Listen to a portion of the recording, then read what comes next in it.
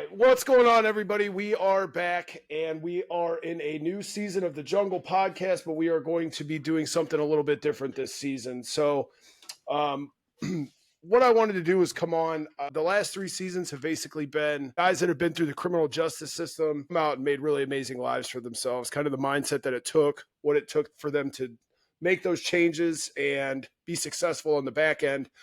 Season 4, we're going to label it Project Rebuild. And basically, what this season is going to entail is just normal people who have made great changes in their lives, done amazing things in their lives, go through some adversity, but come out on the back end shining. And guys, today I have a really amazing guy on the show. He's been a friend of mine since I started driving semis. We actually met on TikTok. We used to follow each other on TikTok, go back and forth with each other. He's a great guy. He was an owner operator. He just recently sold his truck and he got into more or less a fitness career. He's now a personal trainer. And I wanted to have Mike on. He's got a military background. He's really just an inspiration in the trucking community as well as the fitness community. And he's inspired me to start the podcast. It was actually he has his own podcast, the Lombard Trucking Show. That was actually the first podcast that I ever appeared on. And I loved it. And I kind of wanted to do it myself. So here I am. Now you guys get to look at my pretty face all the time. So guys, without further ado, this is my good friend, Mike Lombard. Mike, say hi to everybody. What's happening, man? I'm really glad to be here. What an introduction like that. Never been introduced like that before. Shows have been going on. It's awesome to be here. I'm super stoked that we're doing this and seeing you on the other end of the mic, cooking it in the kitchen, cooking it up yourself, especially with the stories you got going on. Because I told you when you wanted to start it, especially, with those first couple seasons with people who had come from, criminal backgrounds, there's nothing that society needs to learn from more than I think that those stories out there especially with how big the country is. And man, I'm glad you're doing it. Glad to be here. Awesome, man.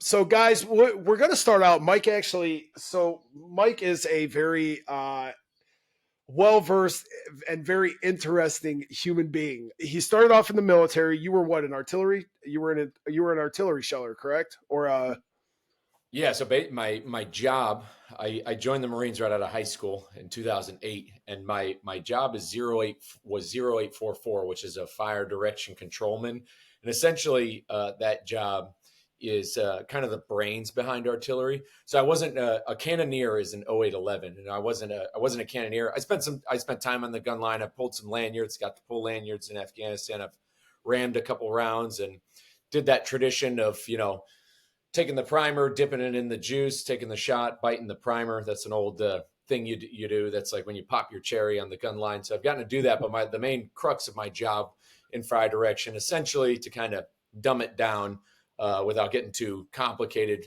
Essentially, forward observers or the infantry would call for fire with a grid and what they need in the mission. The Fire Direction Control Center gets that grid and then manually and digitally, with the use of a computer, a data system, as well as a graph, like an actual chart, if you remember from like geometry in high school, similar type of stuff. And we would take that grid and we would calculate the firing data, which is the quadrant and deflection, which is the angle of the cannon tube. And you get the firing data, and then you relay that to the gun line. The gun line then puts the proper firing data on the gun, the numbers of the quadrant and deflection, as well as the round, the propellant, because there's different bagged and tiers of propellant you use depending on the range of the target. So that's essentially what it was. We'd get the firing data. That data then goes to the gun line loads, shoots, and you put rounds on target. So it's a little bit of the behind the scenes. Some people think you just call the cannon and then the cannon just raises it up and you pray and spray. But no, there's a little science. There's a little bit of science and trigonometry. Kind of like the Einstein of the artillery field. Yeah, that's kind of what it is. And it's funny you call it that because people will say that because I had chosen artillery when I was joining. Like I chose the open field of 0800, and the reason why I was given 0844 as opposed to a cannoneer was my ASVAB score. Because of a higher GT score on the ASVAB, it put me in that category of being FDC. Apparently, according to the ASVAB, I'm smart. Well, according to the ASVAB, I don't think I did really well in the ASVAB, to be honest with you. But I didn't give a shit about school. So you'll have that. Yeah, So yeah, it's still a weird test to take, though. I mean, because there were tests on there that are like mechanically inclined questions. I remember some of those being like, I have no clue. But for the most part, yeah, I did pretty well. nice. Okay, so you come home from the military, and I mean, you had some other jobs in the midterm before you got into truck driving. I mean, you were a operations manager for Enterprise, or you worked at Enterprise for a while. Like, kind of didn't you didn't go right into trucking, Yeah, correct? I can kind of fill that gap. Yeah, what trucking ties into my family based off my family story. Like the name Lombard Trucking specifically, like the name of my show, that name does come from my family. So when my family came to the United States in the early 1900s, my grandfather's grandfather started the original Lombard Brothers Incorporated, which is known as Lombard Trucking. They were incorporated in 1923, and then that company grew. It was one of the largest motor carriers in the Northeast, and all up until they were sold in 1984. Now, my grandfather, he drove and was a part owner of Lombard for 30 years, and I grew up a good chunk. 23 years of my life, I had my grandfather with me, so I spent a lot of time, childhood, growing up, through high school, through the Marines, knowing him and knowing every bit of story that he had. So I've always known about truck driving, and it's been like in my wheelhouse from growing up, knowing about my family's history and their impact on the city of Waterbury in Connecticut. But you're correct. In the Marines, I had a few licenses. I had my MRAP license. I did get to drive an MRAP in Afghanistan. I did tow a Q-46 radar that had to be moved back into a different position, which is just a radar system. So I did get to drive a couple big trucks in the Marines. One of them being, internationally, which I guess is kind of cool. And I didn't think about that until like recently. But then, yeah, after the Marines, I got out in 2012. I went to college because I had the post 9/11 GI Bill. I went to school there, and I pursued a business degree in the realm of sports management because I was 22 and still, like when I was 18, didn't know what I wanted to do or where life was going to take me or even what I should do. So I went to school. While I was in school, I played lacrosse. I played club lacrosse at the University of New Haven. Then when I got out of school, that's when that's when the fitness really started to take a decline. Yeah, my first job, I worked in the management training program at Enterprise Rent-A-Car. So, and I was, promoted once to a management assistant there. I was there for 2 years, and then during that 2 years, long hours, it's sales, it's customer service. That's when the spiral started. That's when the scale started to rise. Habits changed. Living for the weekends started. Drinking, diet went to garbage. Fitness was like out the window, and that job was really dissatisfying. I mean, it's tough. I'll tell you. I mean, I know some people who are doing pretty decent at Enterprise. It's definitely a tough environment to work in that realm of sales and customer service. I mean, you're dealing with who you deal with is tough. Like you're like half your customers just got into a car accident, which if you've been to a car accident is obviously traumatic. So you're dealing with them, and then you're dealing with insurance companies, and then the other half of your customers a lot of times are criminals. People who Yeah. people who are renting. They're renting cars because they aren't necessarily making all the best life choices, stuff like that. So you have to deal with people who are always trying to rip you off, and they're not paying because you got it. Part of management is also making sure the bills are getting paid. And there's people who are habitual renters and stuff like that. So it's really tough. But I got linked up. A kid, I was in a fraternity in college, and an alumni had talked about where he was working, and it was at a supply house, a plumbing and heating wholesaler up in the Northeast. And I started working, and they had this program where you can, start to work in their, kind of like a training program on their operations and how they run. It's called continuous improvement. So then that's when I got into the kind of more of the world of logistics and warehousing. And so I had worked at this place. It's called FW Web. Great company, great plumbing and heating wholesaler company. If you're a plumber or HVAC tech, and you live in the Northeast, highly recommend you go there. Great customer service. They have good inventory. Short plug. But there is where I started to, I was working in a warehouse, driving a forklift. They had a box and a rack truck there that I did. I would drive those a few times, especially when COVID happened. and guys were out, I would take the rack body or the box truck. I delivered some boilers. So that's because it required, having that job required a DOT physical. But yeah, I drove a forklift. I ran a lot of reports there, that had to do with, the basically like what I would do at that job. I would run these reports, a lot of inventory management, a lot of running of open orders, purchase orders, like making sure that the overhead and stuff and all that with the business was low, so that way their profitability would be better. And also I helped open up new locations that they acquired on Long Island and down in New Jersey. So I got to travel a bit, but essentially and the job wasn't bad by any stretch of the means. Now I still was not living a really healthy lifestyle and was still kind of uh, you know, spinning my tires, so to speak, in certain ways, because what ended up happening and what kind of cannibalized, I guess, where I came to this like crossroads in life was I had this job and it was going pretty well. And I had put in for a promotion to run a store and warehouse in northern New Jersey. And at this time, it was 5 weeks before my wedding, and I would have had to have moved. And I was offered this promotion, and I had negotiated the salary, and it kind of didn't go my way. Essentially, it would have still been a pay cut based on the cost of living adjustment. And then at that point is where I came into a crossroads. But when we talk about fitness, we kind of dial it back a little bit at a certain point. So I got engaged in 2018 because this all kind of like ties into when my mindset changed. And I know that's what you're kind of talking about, because if I didn't, if the events of 2018 didn't happen the way they did, I might not have ever negotiated that salary and possibly would have taken that job at a cut because I thought I had to. So kind of dialing it back, I kind of jumped ahead. 2018 is I got engaged. I never really had a drinking problem, so to speak.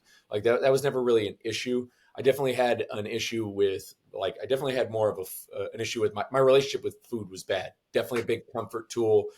It was a sigh of relief. It was, food was definitely a way for me to reset. Like it was rewarding. Food was a reward is probably how I view it, especially now looking back. But I got engaged in 2018. I knew I needed to make a change. Still wasn't motivated. In my mind, I already had it in my mind. I was going to just try to, figure it out, and then probably be 3 months out from my wedding. And then I would crash diet or something to try to lose like 30 pounds, like something really unhealthy. Like I had it in my head. I was already defeating myself. But at the end of 2018, I ended up losing a good friend of mine. His name is Matt Brown, guy I served in the Marines with, went overseas with. He passed away suddenly in fall of 2018, and that was like, some would call it rock bottom, but it was like a wake up. That was like a wake up call. This guy was very similar to you, big, stacked shoulders. I mean, we called him Bama Brown. He's from Alabama. The guy was a total meathead. I mean, he was ripped, and he loved being ripped. And that was his thing. And he was like the funniest dude ever. And losing him was like a out of left field. And that right there just like totally brought me back. I was 28 at the time, and that's when the decisions started changing. And that's when the habits started changing. I started with one habit. I knew I needed to get back, at least start working out. And so from 2018, I started going to the gym. And then a few months into 2019, that's when I started to change my diet. I started grocery shopping more. So I started to stack those habits from there. But with stacking those habits, I eventually had a neck injury at a certain time in 2019. And this is where I definitely persevered because I pushed through it. Ended up getting a lot of, I needed some deep tissue massage work. I ended up in the ER like twice. I had to get like Botox in my neck. Wild, like from overuse of my neck. It was really crazy. And I know I'm kind of jumping all over the place, but essentially over that time, as I started to stack habits, change my diet, reduced a little bit of my alcohol consumption, along that way, I was growing. Like I was not only changing, the way my body had felt, but my mind was also evolving with it. By the time I was offered that promotion, I knew to stick up for myself. Like that's when I knew. And I had this conversation with myself. I didn't even really talk about it I talked about it with a few friends to gauge their interest. And they all agreed with me. They're like, no, job should pay this. You're worth this. You have this much experience. You should definitely, speak up for yourself. So I did. And it didn't end up working. And honestly, I think that at the end of the day, God, has a plan, and it not working was a good thing. And it was almost a little bit liberating, but then scary at the same time. I was looking forward to my wedding. We get married, we go on our honeymoon, come back. But at this point, reality then settles back in. All right, where am I headed? Now where am I going? I'm about to turn 30, and 30s that 30, I think I think 30 and 50 are like two big life milestones, because at 30, a lot of times is really when your life is starting to like begin, I think, for a lot of people. And then at 50 is almost like another rebirth, at least what I've seen with like friends of mine. And as people get older, like 50 is a whole other rebirth of either, people following passions and stuff like that. So it's about to turn 30, and I'm like, where am I going? So I'd lost a fair amount of weight. Still wasn't like my best my best in any way. I had lost essentially, I'm trying to think of the total like number of pounds I lost for my wedding, but I still wasn't like actively, like I wouldn't call myself fit back then, so to speak. I had lost the weight, did the right things, changed my mindset a little bit. Reality sets in. Okay, now what are we doing? And kind of this leads right into trucking. And this is like where the road to trucking begins. I had already worked in a warehouse. I was talking to drivers a lot every day. I did a lot of orders. So I ordered a lot of LTL carriers that would come in and pick up warranties, returns, talk to truck drivers quite often. And I just started asking about the job, asking about getting their CDL. So I started getting information, and they all talked about how much they really loved it. And so the thought starts pushing, going into the back of my head. I'm thinking about my grandfather, who I lost in 2013. And I'm thinking about kind of like, all these different things. I don't like to stay in one spot. I don't, enjoy the current pace of things. What is this a viable option? So it comes in the back of my mind. But in October of 2019, like my wife and I made the conscious decision that we're going to move. Like we need a change of scenery. She wants to change it up. She'd never lived out of state.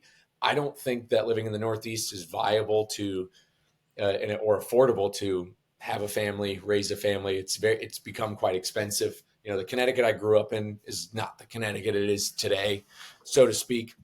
It's just, things have changed really fast, and where we could live just wasn't, nothing really popped up on our radar. We wanted to change, move emotion, change the thought, so to speak. So I started applying to jobs, and some of those jobs were actually freight brokerages as well, because I was in theory working in the logistics wheelhouse of working in a warehouse, knowing kind of that side of things. So I was looking at jobs around, logistics, so to speak, that broad term, kind of like how I signed up for artillery, which is a broad term. And basically at the beginning of 2020, at a certain point, I just said, you know what? If I'm going to move, this is going to be it. I'm going to get my CDL, and I'm just going to go full bore into this. Instead of trying to find another job or job hop or see you're out there, I just figured if I just pick one thing and stick with it, I'm going to see where it goes. And that's where trucking moves in. We were supposed to move March of 2020. The big coronavirus pushed it back. We ended up getting there, right at the end of spring, like end of May. And then from there, came down here, and immediately started working towards getting my CDL, got the permit locked in, went to CDL school, and then started driving for PAM Transport. Now, along the way, I was still stacking those habits, like keeping myself mentally strong, keeping myself mentally strong, still getting in intentional daily movement, trying to be mindful of my diet, trying to drink less. And, but then here comes another crossroads is as I'm getting ready to go trucking, I start getting some data from my brother. And I remember him talking about this. I remember we were in the actual conversation. He was mentioning about how, you're on the right path, you're doing this, and now you're about to pick a job that could actually take years off your life. Look what it did to Pa, our grandfather. And Yeah. I never thought about this. Never once thought about the health implications of driving. So, and this is right before I go into CDL school, and I was like, oh no, am I about to cannibalize, the past All kind the of work year, that I've done. Yeah. all this work I've been putting in. And, before I went, as CDL school started, I forced myself into running. Like I had never like running. I hadn't ran like longer than, not since probably I played lacrosse. I hadn't ran like more than, a mile or something like that. In until I started going to CDL school, I was like, I need to do something. So I forced myself on it. And then I bought the David Goggins book, Can't Hurt Me. And this is as soon as I was going on the road with my trainer. And at that point, I realized, okay, not only do I need to do this for my health, but now I have to do this. Like now I have to go full bore and go in, and yeah, I need to work hard, but I need to make sure I'm working hard on myself at the same time. And so as I was going in over the road, when I was with my trainer, and then early on, I just knew I had to prioritize this. And reading that Goggins book essentially is what set me up to say, I'm not only going to be a truck driver, but I'm going to be the fittest, hardest one I can possibly be. So there's a lot of things that you just brought up that I kind of want to touch base on, but I'm not going to go over all of them. But one of them you brought up was you were afraid that you were going to be sabotaging and cannibalizing everything that you would work so hard for. I got some pictures pulled up, so I'll run through some of them while we're going. But I was going to say, yeah, cut me off whenever you need to. No. I went through the same thing. Like I never put any thought into what driving a truck could potentially entail for my health. I just looked at it as an easy out because you and I have had the conversation. I was in a bad work situation as well. It was toxic. It was eating me alive. It was a desk job. It was just terrible. So I wanted out. Trucking was the next best thing to get out of management, that I would still make a decent living, but I never put two and two together that getting into a truck was actually going to be detrimental to my health if I didn't step things up a notch. So it's wild because mentally and physically, I think over the last couple years, I think I've made leaps and bounds ahead of where I was already. And I was already in the gym 3, 4, 5 times a week before that, but now it's kind of, I've gotten to the point where I've worked on myself mentally, physically, emotionally, so on and so forth. Cause once you go from an office job and you're around people all day, then you're by yourself in a truck all day. You got to do some inward looking there, because otherwise you're going to drive yourself nuts. But yeah, man, it's the same thing. I had to step it up once I got in the truck, and that's where you've always been very relatable to me, because I had the picture pulled up of you at, I believe it was your buddy's grave site. I'm not sure where it was, or it was at a memorial maybe, but you were you're talking about one of my before pictures. Oh, that's at Gettysburg. Okay. So yeah. I pulled it up, but I don't have it pulled up. I think because it was a reel, it wouldn't let me pull it up. I wanted to show it, but it's no big deal. But yeah, so, I mean, you put the work in, and like you said, you read the book and you had to make changes mentally and physically. And I honestly, now that I'm out on the road, I think I work out more and I work out harder than what I did beforehand, because I know sitting in that driver's seat, it's going to kill me if I don't. And I do want to take a minute now too. I had your Newsweek, website pulled up. I had to close everything. I finally got us live, but I don't know. I don't even know if it's working. Some people said that they can't hear the audio, but I want to mention on here, because you just had an op-ed. You did an op-ed for Newsweek not too long ago about the importance of drivers staying fit on the road. And I thought it was awesome. I loved seeing it posted on your page. I reposted it. I had a couple buddies that are personal trainers. They reposted it to their page. But basically, guys out here don't understand that driver's seat will ultimately kill you. And it's been that way for years. And one of the reasons that I respect you so much is you've kind of just put your head down and run into this whole issue like a bull. Like, you know what I mean? You're like, no, this is an issue. You've brought awareness to the situation. You've worked with, I believe, what was it? School bus drivers. You went in and did some training classes with some bus drivers about the importance of nutrition and physical fitness and things like that. Like, you've done a ton. So let's start kind of segueing over into just what you've done in the fitness aspect of the trucking industry with bus drivers, Newsweek, so on and so forth.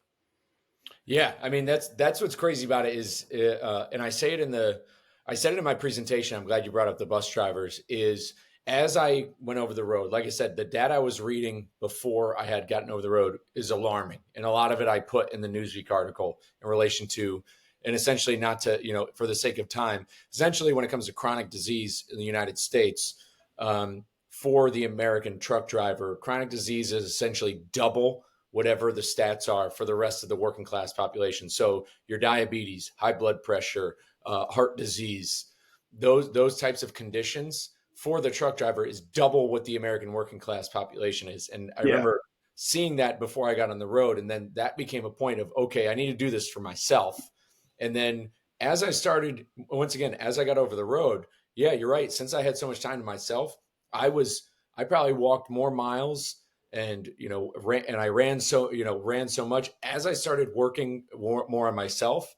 The more I realized that as I was getting better, I had more time, less brain fog, and more energy to start realizing, okay, this message needs to get out there to other people because this is glaring and it's very damning. It's a 500-pound elephant in the room that nobody's talking about. When it comes to logistics and the supply chain world, we talk about issues all day about broker transparency, wait times at shippers and receivers. There's all these problems we talk about in the supply chain. But the biggest one of them, and what I think is a part of the foundation of where these issues come from, has to do with people not taking their livelihoods seriously in relation to their health and wellness.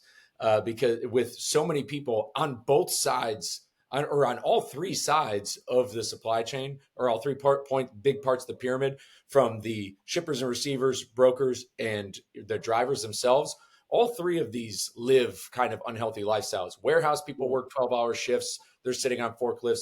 Brokers are sitting on phones for 12 hours a day. Drivers are sitting in driver's seats working 14-hour days. And all of these people combined of a Venn diagram have large issues of, whether obesity, the heart disease, like they're all living unhealthy type lifestyles. And that right there is going to affect your work life, how you act at work, how you are, how you treat people, how you talk, like the relationships you build.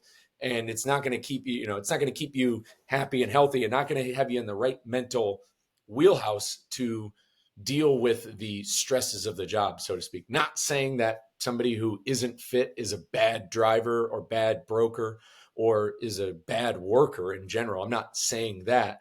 But at the end of the day, when you take care of the bottom line of yourself, I think it makes the things around you, it changes the environment around you. When you start taking care of yourself, it starts changing what's going on. And that's what I realized over the road is more people need, like, this is a problem. People have no idea. Well, it's a problem across the United States, just in general across the board. But you're right. In our industry specifically, it's those statistics double. It's wild because you talk to people from overseas. I've got a couple friends that live in Germany and so on and so forth, and they look at our country and they laugh. They're like, it's the obesity problem over here is just it's out of control. Yeah, and I know when it comes to, there's this common joke. There's a lot of fitness people I follow online, and some of them come with their own toxicity. But a lot of people are like, oh, I went to Europe for 2 weeks and all I ate was bread and drank wine, but I still came home and I lost weight. A lot of that is, and I get it. I'm not saying that the food here in the United States is the greatest. I know that we have issues with microplastics, all that stuff. That's the long game argument. The short game argument is the reason why that's true is because we do live in a society that is bound by the automobile. And once again, we're not going to fix that overnight. We're not going to have great trains overnight. We're not going to fix that. We're not going to get society to walk more, which is the only reason why people in Europe aren't as aren't as obese. It definitely has to do with the lack of movement. You sit in your car, drive to work, sit at work to get back in your car, drive home to sit on the couch. Yeah. So that's kind of the world we live in. So we got to play the ball where it lies, and you have to get the movement in wherever you can. But yeah, I decided. I mean, I know that there's other people in the trucking industry, and I want to highlight that, like guys like Dr. Mark Manera, physical therapist out of St. Louis. He's taken the same issue head on as well. He's very big on, he's got his own thing going on with Off Shift, with offering a program to carriers to make it a part of their basically employee development, regards to having health coaches and fitness. So there's other people out there, but for the most part, yeah, I mean, you got some other guys on TikTok who talk about their fitness and stuff, But that's the thing. It's like, it's one thing to make content and to, talk about how you're staying fit, but it's another thing to then, you've got to go ahead and be like, no, this is why. Like, we've got to talk about this. And it's the idea, because if you were to go into, I mean, and I use this reference to about the driver shortage narrative a lot, but I mean, let's take the job of a police officer. If the health stats of the trucking industry were that reflective of police officers, how much of a problem would it be? Like, imagine if all police officers imagine if 2/3 of all cops were obese compared to the But a world. lot, I mean, but they are a lot. It's they are. I Well, don't know about yeah, 2/3. I don't know the statistics, but you're right. or yeah, that kind of chronic disease. Like, if those stats were existed in other jobs, there'd be I mean, we're talking about something that's on the pandemic level of serious, because Yeah, look at and it's not just about making people's lives better. We also have to look at the cost implications of this, what it's costing a motor carrier, what it's costing your family. But down to the individual level, is you driving that truck, yeah, you might be making good money, you're doing really well. Eventually you will have to pay for it later. Not yeah, in just, like, you're going to have to pay for it by not being able to work, medications you got to go on, price of doctor's appointments. Eventually, that timestamp, you can run as hard as you want in your 20s, 30s, 40s. By the time you get into your 40s, you're going to start paying for it in a lot of other ways. When your family needs you the most, when they need your money the most, and when they want you around the most. And yeah. that's the biggest. And to me, just thinking about that, and a platform like TikTok, we met on there. I mean, I've seen video after video. I mean, I saw a video of a guy retiring, and he was retiring because he was forced to, because now he's on oxygen. I mean, the amount of videos I've seen of life stars picking up truckers from truck stops who were found in their trucks. I mean, all of that, stacked on top of each other. When I see stuff like that, just with how I was raised and kind of the, like, my level of emotions, when I see that, it's the saddest thing in the world. And that's Yeah. where I just need to, I mean, I made it kind of made a pact with myself that I'm not gonna let up. I'm not gonna stop talking about it. And I knew that, especially as I transitioned off the road from selling my truck, I knew that I was like, if I'm going to transition off the road and be in the fitness industry, this needs to be my crux. This needs to be the foundation of, I'm into fitness, not for the money, not for myself, but for actually helping the most vulnerable people. Because in my honest opinion, I think that's what, good health and fitness is most beneficial to the most vulnerable people out there, the people who are hurt, the people who are lonely, the people who aren't making the most amount of money, the people who are working hard jobs like that of a truck driver. Fitness, I think, is the most important, most valuable to them in general, because it's going to give them the most benefit. Not discrediting it obviously across the board, but I'm viewing it from that perspective. Is, if I'm going to be in the fitness industry, I want to be able to be somebody who's providing value, motivation, inspiration to the most vulnerable people out there who are in an industry where there's not a lot of people who care about them. I mean, Hayes County bus drivers, school bus drivers nationally, another profession that's being very disrespected. Not a lot of people, these people are hauling the most valuable freight in America. Literally the Right. future. They're hauling children, and they're not paid what they need to be paid. The benefits might not necessarily be there. The working conditions might not be the best, depending on funding, maintenance, stuff like that. Just like with truck drivers, the foundation and the safety net for drivers all across, whether you drive a concrete truck, whether you drive a school bus, whether you drive OTR, the foundation isn't there. People who work for these tech companies, I live in Austin, they work at their Googles, even the people who work at the brokerages like Arrive Logistics, they have free food at the cafeteria, healthy options, on-site gyms. They've got all this. Their companies pay that reimburse their gym memberships. They do all this. There's not, there's not one. I don't know any motor carriers that's doing that for their drivers. And they'll talk about what they're doing for drivers, and so, you don't see that in this industry. And that's No. what and I just think that if I'm going to make any headway, and if I'm going to get any satisfaction out of life, it would be to bring that norm and perspective into the freight world. Because once again, this is an industry where all 3 points of that triangle of shipper, trucker, and broker are working tough hours. This is hard, and it keeps our country going. But at the same time, we have to humanize it. We have to think about the human element of the people behind it. Sure, the job is still getting done, but it's just that's not indicative of people's quality of life or their happiness. And that's just kind of where my head's at. Sorry if I'm spiraling. Cut me off.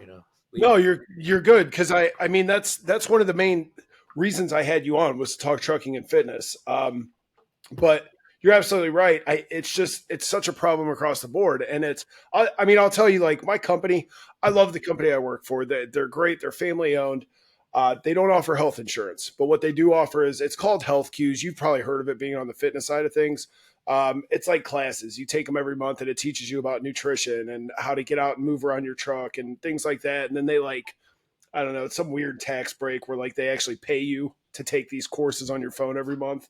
That's about the closest thing we have to insurance, but the health cues thing is cool. But you're also right too. A I went to my CEO probably 8 months ago. And because I park at Planet Fitnesses, well, I'm in the area quite a bit of where their other drivers are. And I told him, I said, if you want to like offer these guys Planet Fitness memberships, I said, it's cheap. They already go. It would be a benefit to your company to offer these. I'll go down and help work out or like help train them, do whatever you need. Like if they need nutritional guidance, whatever. And they were like he was he was against it immediately. He's like, no, we're not doing that. And I'm like, okay, cool, whatever. They just don't care. And a lot of companies don't care. Um, but yeah, man, it's a problem. So let's get into, so you made quite a big change. Now I know with the way that the market is, you you had an issue with your truck. You got hit, right? And the truck was down for a while. And then you kind of had been deciding, like you had gone back to Texas and you had been working kind of odd and end jobs, just trying to stay afloat while your truck was being repaired. And then the markets just continued to go bottom up. So you actually decided to become a personal trainer, which you were already a first form coach, correct? Before that? Yeah. So what made you just make the full leap into becoming a personal trainer? Was it so you could have more hands on as far as motivating and leading people? Let's talk about getting into Orange Theory and what your mindset was to just kind of throw your trucking, throw the trucking on the back burner for a while and go into being a personal trainer. Yeah, no, you got the timeline right. Essentially, yeah, what happened was May of last year, I was in Clive, Iowa, the Loves out there, right off 35. If any of you listeners have ventured out though, which by the way, if you're ever at that Loves, there is a Lifetime Fitness right across the street. You can get a day pass there. They got a pool, they got a big gym, sauna, stuff like that. So if you're in Clive, Iowa, off 35, Lifetime Fitness right across the street. Check it out. Worth the day pass, especially if you're there for a long layover. But I was back in there, and it's actually crazy when because I'm thinking about it, because obviously we're a month away from May. We're coming up on the year anniversary of that. And the way that day like panned out, it's absolutely unreal. And it's like one of those moments again where you think that, God's trying to show you something. Because I remember I can go back on my Instagram and find you the picture, but I got parked. It was a beautiful day. The weather was perfect. Did a workout in the parking lot, shirtless, tarps off, as a flatbedder, as a flatbedder would say. Yeah, we were tarps off in the parking lot. I had those Bowflex dumbbells that I do, and I just make circuits. I use the tarps that come off the flatbed. Got done with the sick workout, and I took this really dope picture with somebody's Freightliner behind me. And I took this picture and then within the next 20 minutes of that picture, yeah, my life, got upended single-handedly, where I debated too. And I was like, am I going to go shower or am I going to cook dinner first? Cause I was starving.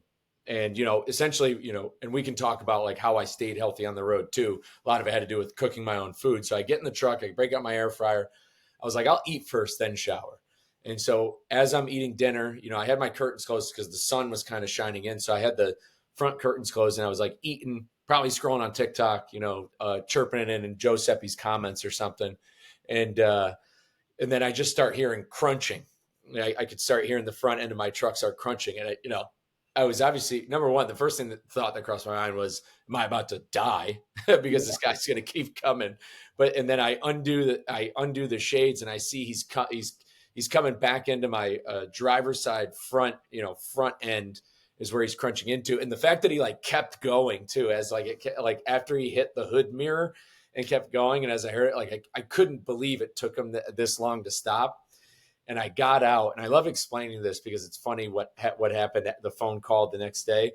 As soon as I got out, the guy, I get out of my truck and I'm waiting for him to get out. And this guy gets out, and he looks at me and he like smiles and shrugs, and he's like this.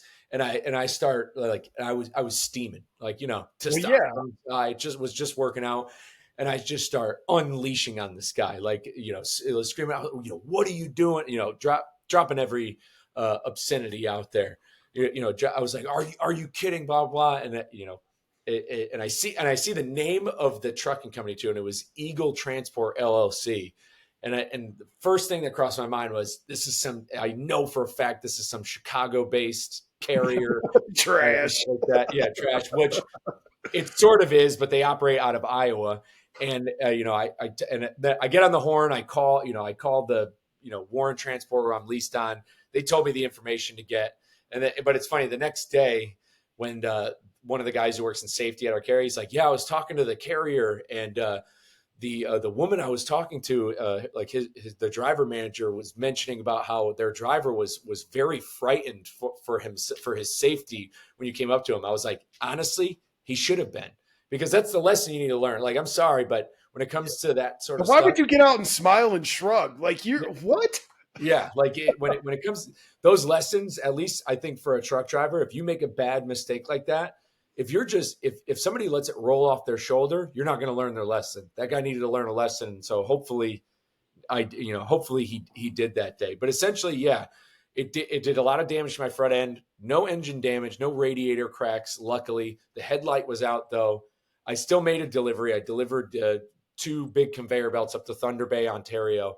But I couldn't drive like that because it's technically a DOT violation. You're good for a while, especially if the accident's recent.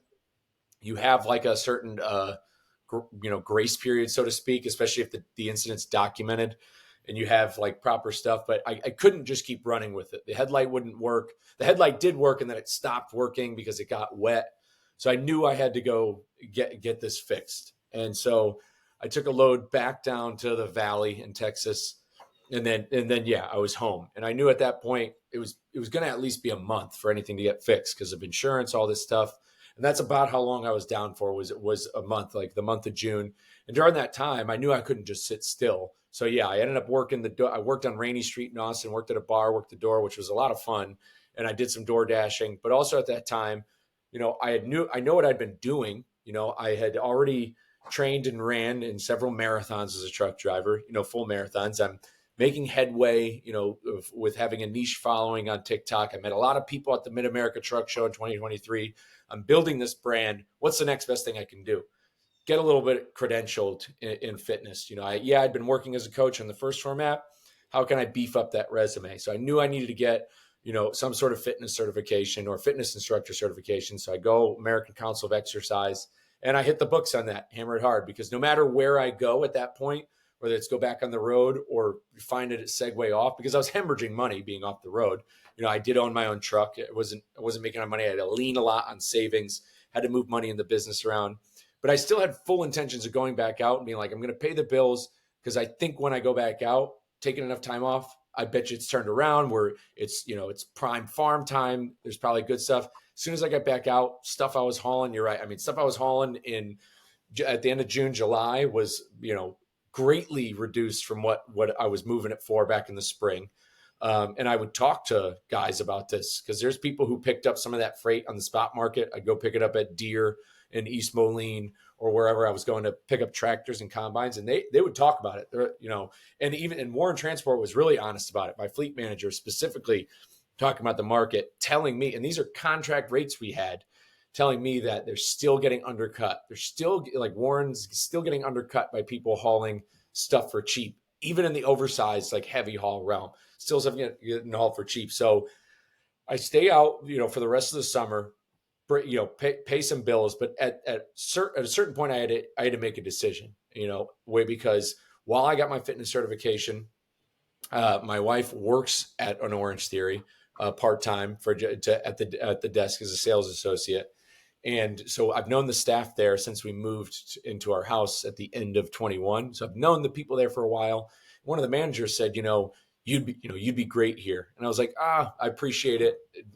Thank you. But I'm doing this right now. I don't know if I can. I was like, the economy is really bad. I don't even know if I could sell my truck if I wanted to.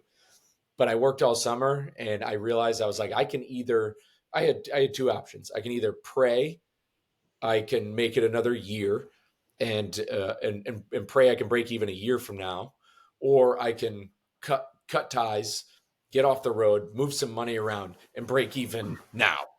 And that was essentially the decision I was faced with, because I was not in a position to, because riding out the storm at that point only deteriorates the life of the engine of the truck. And when you think about it from the business and the macro scale, is even if I ride out the storm, which the storm still isn't over, for any of the truckers listening, storm's still not over. The bottom still really isn't out. I mean, I was just reading today about reefer rates. Reefers flatlining right now in the spring, because especially with produce season, how it works. So riding out the storm, depending on how lucky I got mechanically, I'm just riding.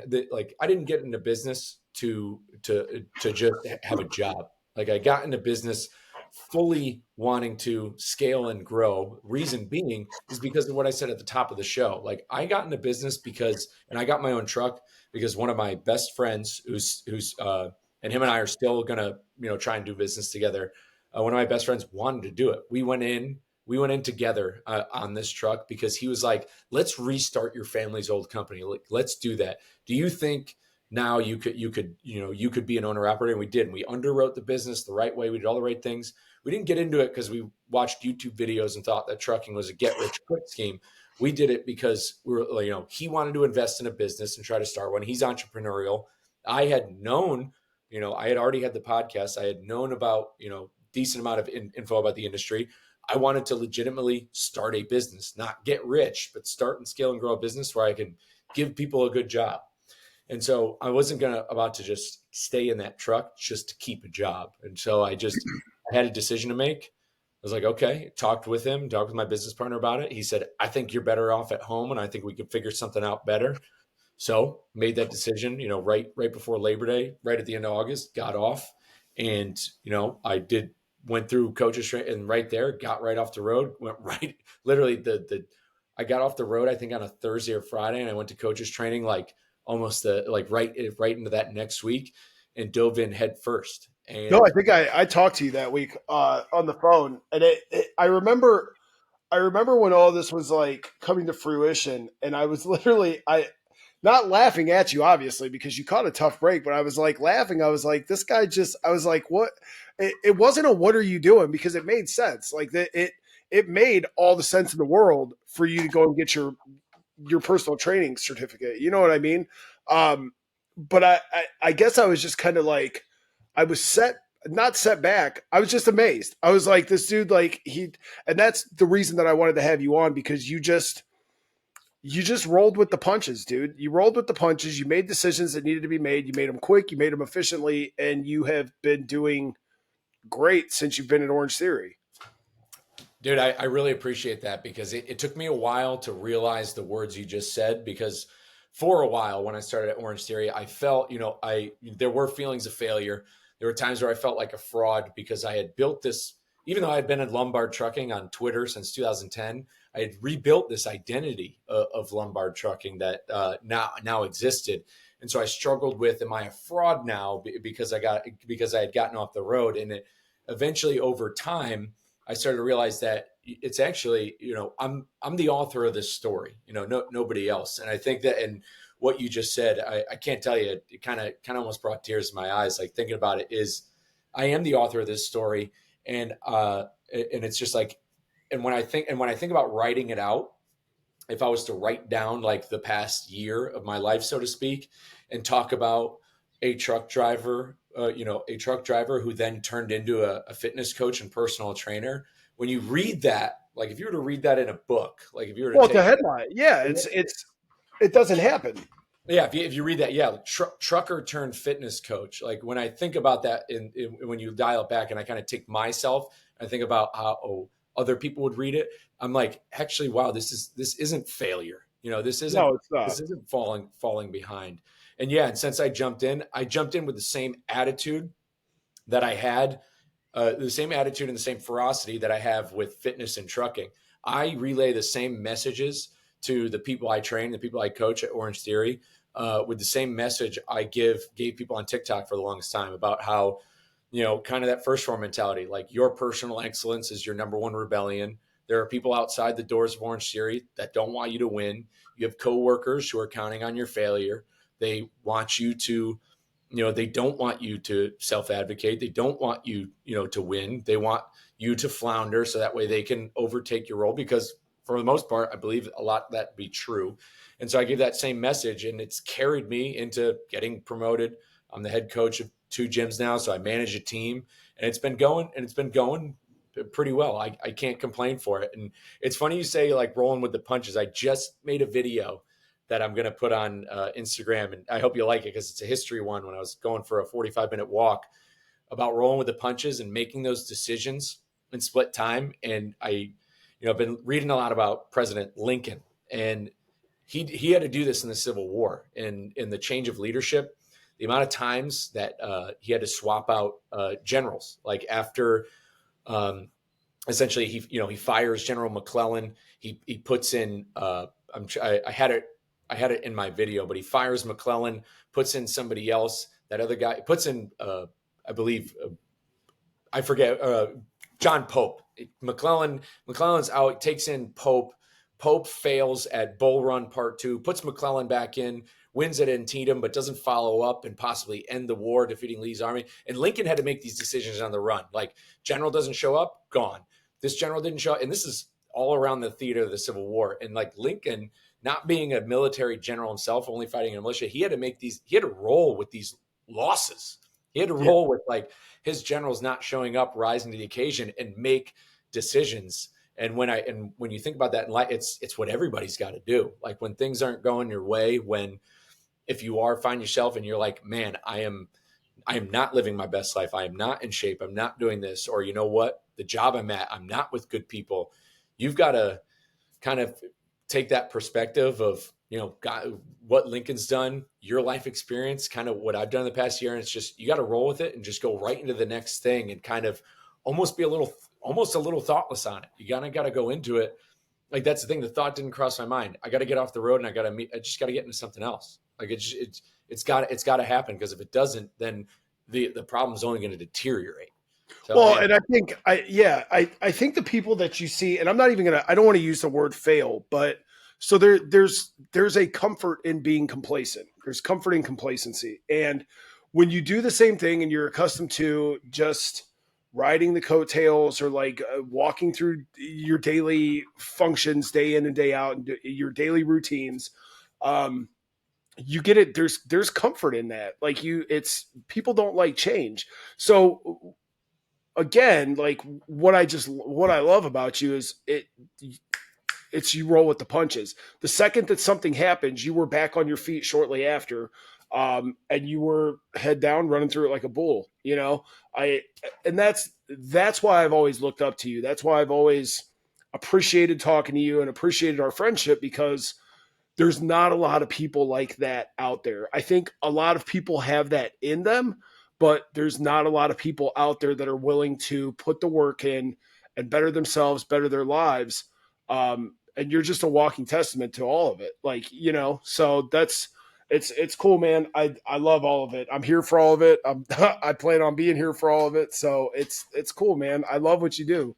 Dude, I can't wait for the podcast we're recording 20 years from now too. And just to see what the future holds. Cause yeah, I'm in it with you as well. And what I will say to touch on that, number one, can't appreciate those kind words enough, because at the end of the day, everyone does have it in them to do it. Yeah. I truly, and this might sound self-aggrandizing, but there's truly nothing that, I'm not a special guy. I wasn't born with, I'm not the lightest on the eye, so to speak. I'm not a model. I'm not over 6 feet tall. I'm not. There's a lot of things I don't have. I wasn't born, to a very affluent, wealthy family. My dad never finished high school. I wasn't. So there's nothing where I like. there's nothing crazy or special about me as a person. Like I'm a regular dude. And look, and what's it called? All the stuff I'm doing, I'm not me myself. I don't have money pouring in overseas. Like I've made a lot of content, 100+ episodes. I'm not making money, but what am I doing along the way? I'm I'm becoming insanely fit to the point to where I never knew I could be in fit in regards to fitness challenges.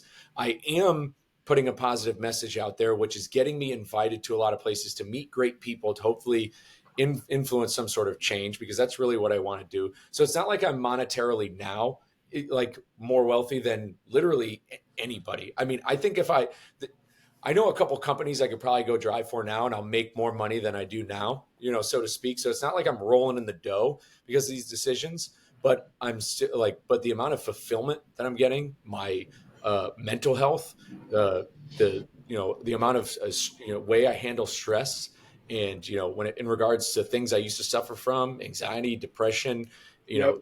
bad eating habits, all of those are now, those seas have parted. So now I can focus on the challenges at hand. So going back to the root cause of this, like when I created this foundation of just trying to become as elite as possible, which really started when I went over the road, those problems of which are huge roadblocks like anxiety, depression, eating habits, all those things, brain fog, fatigue, when those are pushed to the side, you have a lot of challenges in front of you, but you have a clear path to be able to take them head on. And that's exactly kind of where I'm at. So like there is nothing really, like people think it's crazy that I was able to run, I've ran 6 total full marathons, 5 as a truck driver, 4 in 1 calendar year.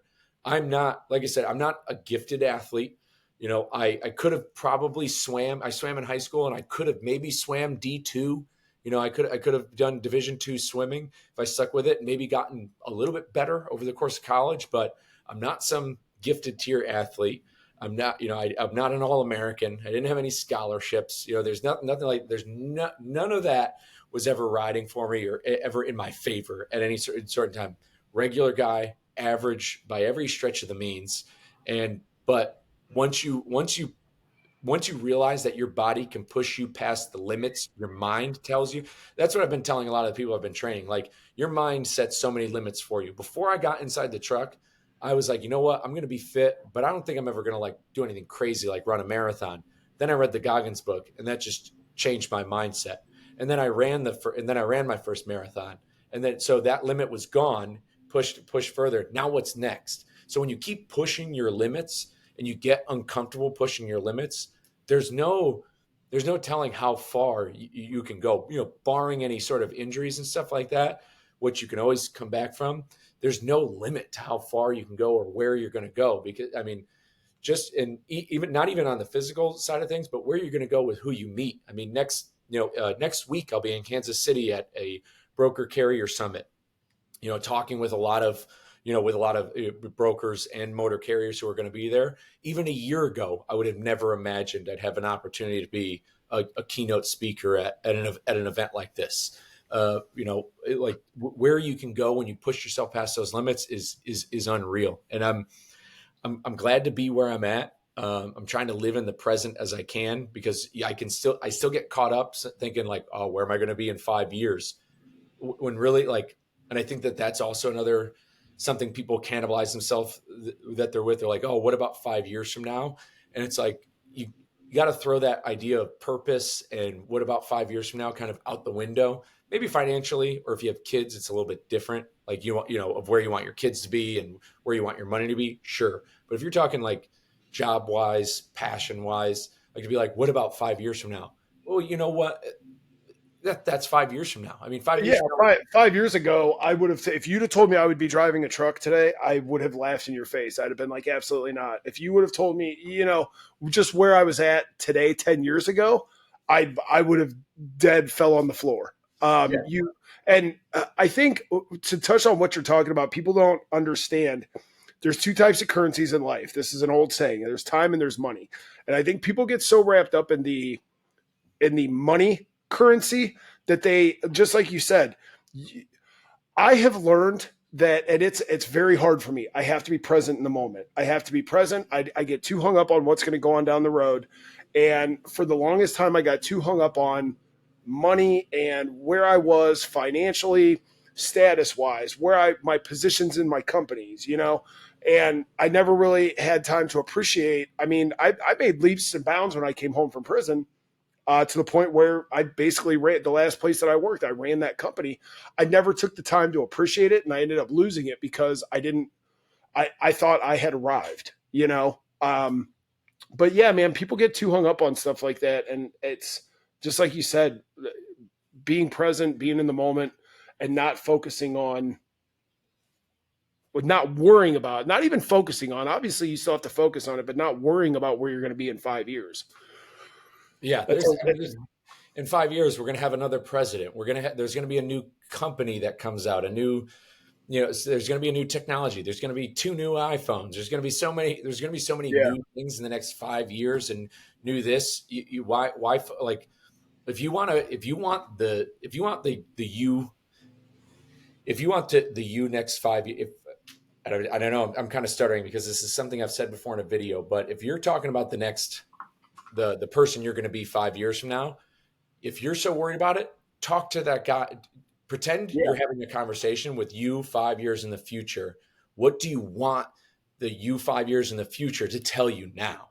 Is the way you got to spin it. Some people always yeah, say, like, oh, I wish I can go back and talk to 18-year-old me, 20-year-old me. No, spin it around a little bit. Imagine having a conversation with the guy with 10 you. years from now. Yeah, Yeah, yeah, you 10 years from now. What do you want him to tell you? What do you want him to tell you? What would you tell him, the guy in the future? What would you tell him? Think about that advice. Think about what you can learn from. And in the same yeah, way, go back to 18-year-old you.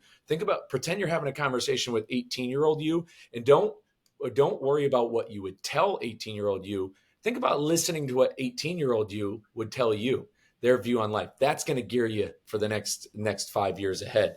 You take care of, you just follow, yeah, you follow the present moment. You take care of the 24 hours in front of you. The next 5 years are going to come. And in 5 years from today, you're going to be super happy. You're going to be yeah. hooked up. Oh yeah, man. I like how I like how you just flipped that and said talk to. I mean, I just turned 40. Talk to 50-year-old me. Um, yeah. I wish I could go back. You know what? I don't.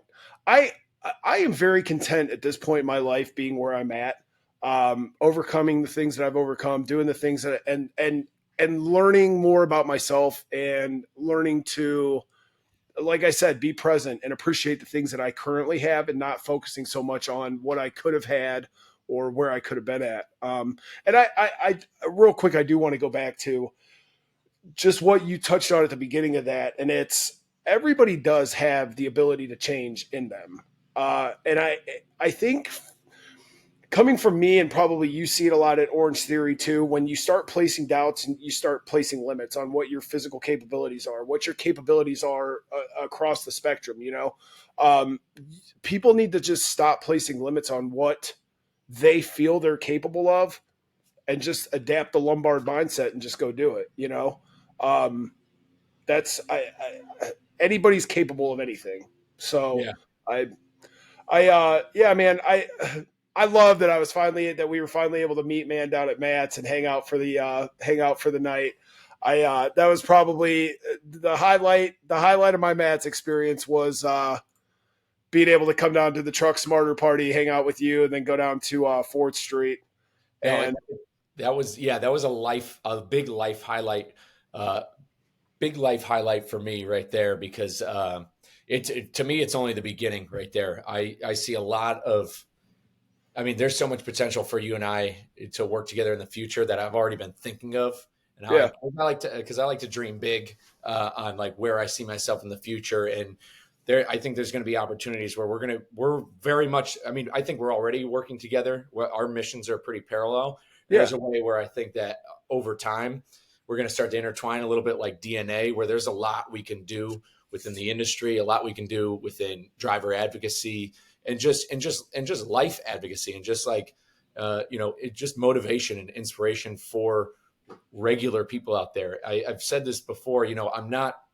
we a little bit of a niche following on TikTok. The show's doing pretty well. Like I said, it's not like I'm making any money off of social media or content, but who it's connected with us with and where it can go, so to speak, how we can work together into the future could start to begin to snowball. And I think that there's so much of that. This is kind of how things start, is by these relationship building. We build and we Yeah. maintain these relationships, and they're going to build into something that I think could finally spark some change. Because we look at the internet, and I talk about this a lot with people I train, people I coach, is that the internet is, you only see one side of people on the internet. The internet's full of a lot of, like, who I am on the internet is very authentically me, but you still don't see my whole life. You don't Yeah. see, you don't see everything that's going on, which, isn't for, it's kind of dystopian to think we need to know everybody's entire life, so to speak. But for the most part, I'm trying to be as real and as authentically me as possible. That's why I put the history stuff in there. But like, we're so bogged down with like influencer culture, fake stuff, that humanity is like craving more real and raw stories. That's why a lot of people within the industry have listened to my show, because it's like, oh, we can finally listen to what drivers think. That's why there's people listening to your show, because they're like, oh my God, I want to hear about these stories of these actual real people, instead of hearing about fake influencer stories and stuff like that. And the fronts that people put in the internet, that I think that our authenticity one day, especially together, is going to have so much value. But I'm glad you said that about the limits on yourself. One thing I've been really pushing, because this is the truth, is like, when it comes to limits that you set, I already signed up for my second marathon before I ever ran my first.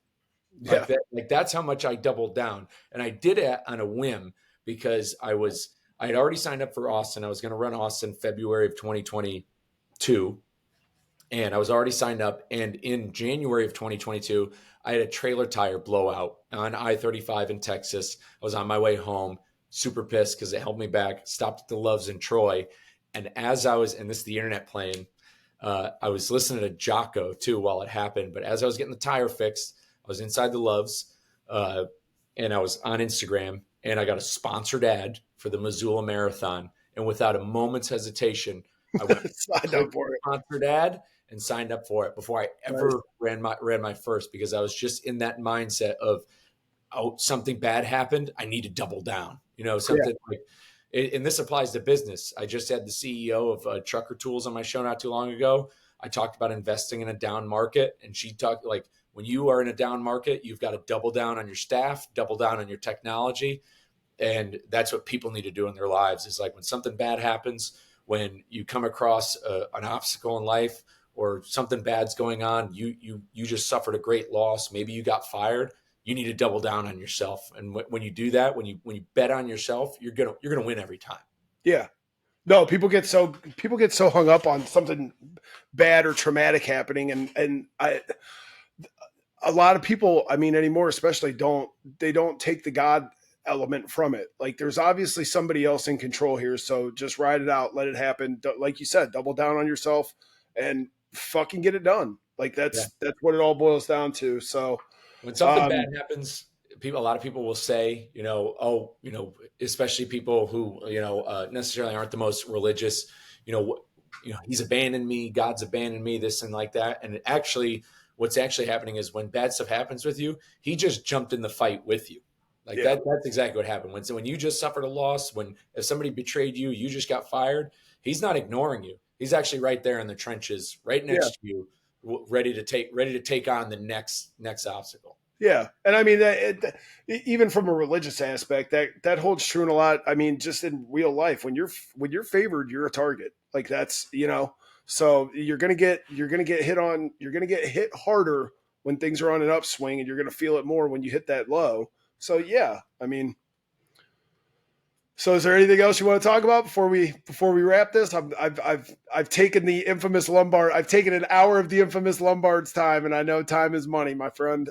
Time is always money, but this is always time well spent. No, I mean, what I will say is just, to anybody out there, listen, you can expect a lot more from the tack man, from the tack attack. What you got a nickname yet? What do we get? The tack Just monster. everybody's always called me Tack It or Tack It. Yeah, I think there's You a come lot. up with whatever you want. People call me some. If you talk to Elkington, he's got about 40 nicknames for me. So Oh, perfect. But I think that there's a lot more to come with what you've got going on. I can't say enough good things about what you're doing and what you're doing with this show. I think that there's a lot. I think between the both of us as we keep steamrolling. I just want to tell like anybody who's listening to this, anybody who's listening to TAC, anybody who's curious about the trucking industry, curious about fitness, anybody who's listening to this now. If there's people you want to double down on, it's guys like TAC, and it's what we're trying to do. Because at the end of the day, if I was in this, if I was in this, so to speak, into fitness or into trucking or into making content for the money, I would have quit a long time ago. Like I would have stopped doing it because, yeah, like there's no money in it. like There's you you said, got to yeah. time is money, and I have spent Friday nights recording shows. I have spent Monday nights when I should be in bed. I have stayed up late. I have been in my truck recording shows in the back of my truck, talking to drivers. I was talking to a Yellow driver when Yellow was going through their bankruptcy. I was in a Planet Fitness parking lot when I had just refused a load too because it was cheap.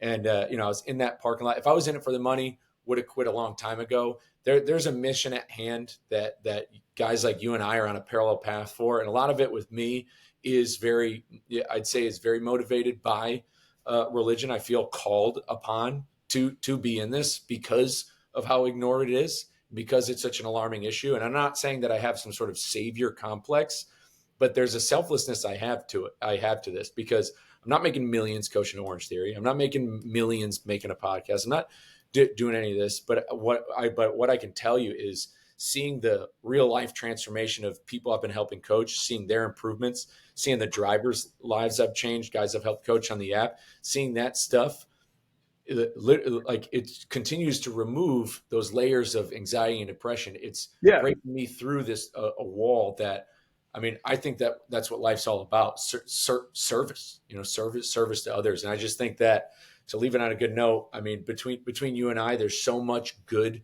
that's going to lie ahead with what we're doing. And I just hope everyone who's listening is along for the ride and, lends our support, because there is no catch to, I think, what you're doing, what I'm doing. There's no catch. There's no gimmick. We're not selling anything. I don't got any supplements. I don't got any courses. I don't got any, any of that stuff. There's none of that, and there never will be. Maybe one day, T-shirts and stuff, so we can give people some swag to go out and represent. Yeah, I always want to market, but there's nothing out there that we're trying to push onto anybody that's anything but, just making the world a better place.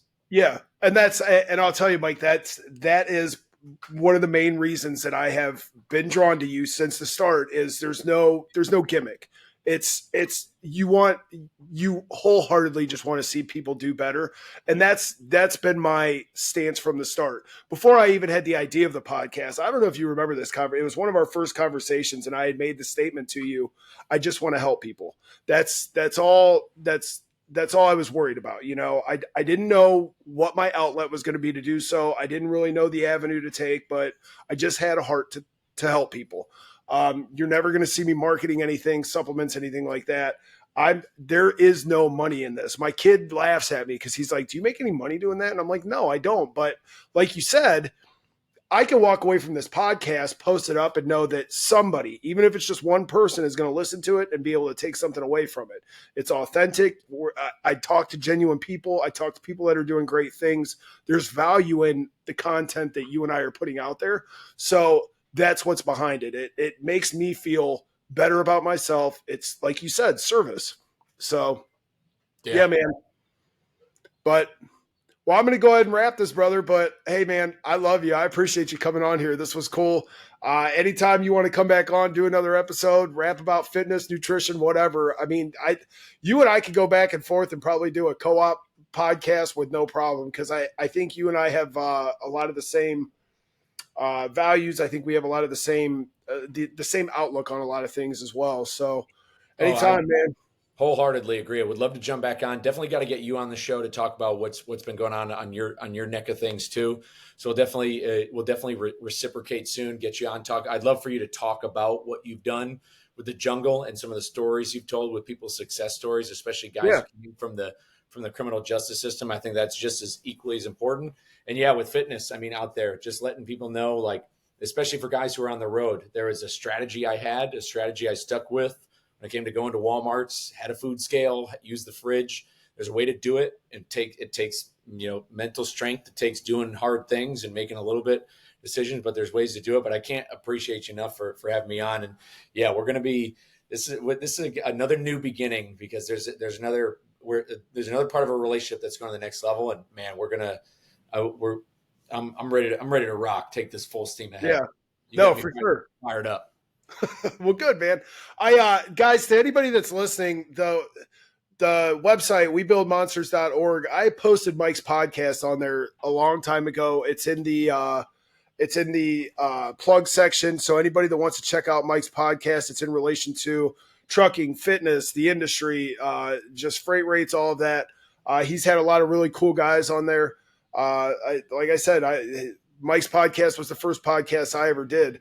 But anybody that wants to check Mike out, and also, like we were just stating, guys, we're not in this for monetary gains. We do this because we just have a heart to help people. I know Mike's that way. So if anybody has questions about how to stay in shape in the truck, how to eat better while you're in the truck, I field phone calls all day long from just guys that'll go on the website. They'll hit me up on Facebook.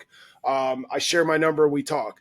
I know for a fact Mike would be willing to talk nutrition. Mike is also a first form coach. If you get on his social media, go ahead and shout out where that people can find you at on social media. Oh yeah, you can find me anywhere at Lombard Trucking, Lombard Trucking with a G. You can find me anywhere: Instagram, TikTok, Facebook, Michael Lombard. You look me up. You can get me up anywhere on there. Yeah, the First Form app is what I use to make sure I was eating right on the road. Calculates your macros. Yeah, I can work with you one-on-one on there. Like I said, the app, I pay to use the app. The app's $13 a month. It's just like MyFitnessPal, so to speak.